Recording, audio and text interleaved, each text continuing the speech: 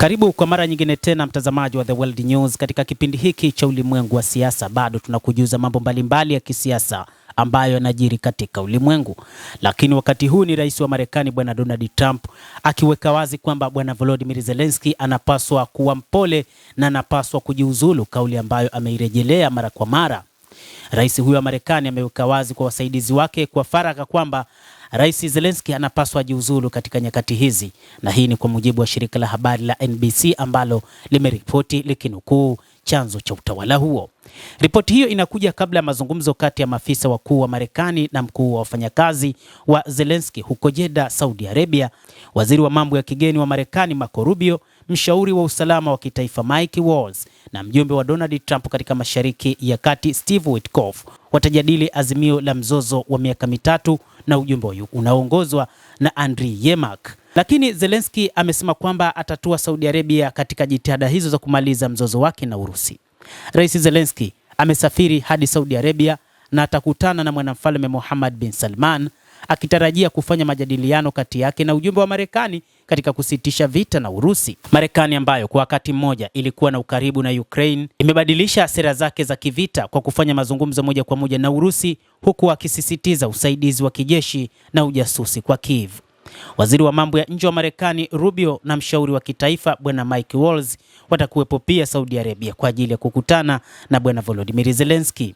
Rais Donald Trump ameendelea kushinikiza rais huyo akubali matakwa yake ili mapigano yasitishwe bila ya kumhakikishia kuwa Marekani itadumisha usalama wake. Lakini siku 10 zilizopita Trump na Zelensky walirushiana maneno katika ikulu ya White House, huku Trump akidai rais huyo hayuko tayari kusitisha mapigano na ni rais asiyekuwa na heshima.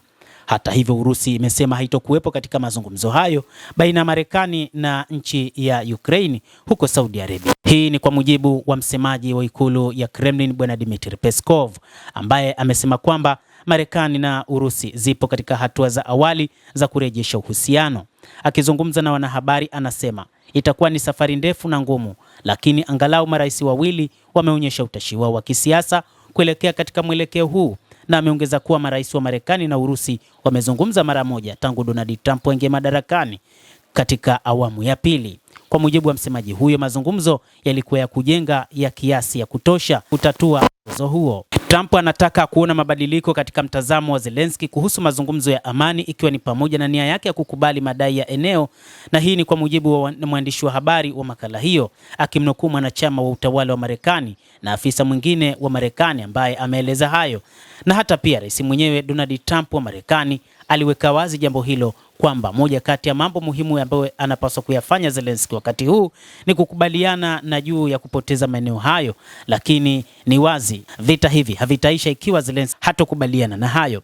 Trump ameripotiwa kusema kuwa Zelensky anapaswa kuwa tayari kuelekea kufanya uchaguzi wa rais na ikiwezekana ajiuzulu kama kiongozi wa nchi. Muda wa urais wa Zelensky uliisha rasmi Mei 2024 alipokataa kufanya uchaguzi mpya, akitoa mfano wa sheria ya kijeshi iliyowekwa wakati wa mzozo na Urusi. Trump tayari alitoa wito wa kura ya urais kufanyika nchini humo mwezi uliopita, akimtaja Zelensky kuwa dikteta bila uchaguzi na ukadiriaji wa idhini ya 4% tu. Kulingana na kura ya maoni ya hivi punde zaidi ya taasisi ya kimataifa ya Kiev ya sosiolojia, kiwango cha kiongozi huyo wa Ukraine kinafikia 68%, huku idadi hiyo ikiongezeka kwa kasi baada ya kuzozana hadharani na Donald Trump na makamu wa rais wa Marekani JD Vance katika ikulu ya White House mwishoni mwa mwezi Februari. Endelea kuwa nasi, lakini usisahau kulike, kucomment na kusubscribe channel hii. Naitwa Adam Hussein, endelea kuwa nasi wakati wote.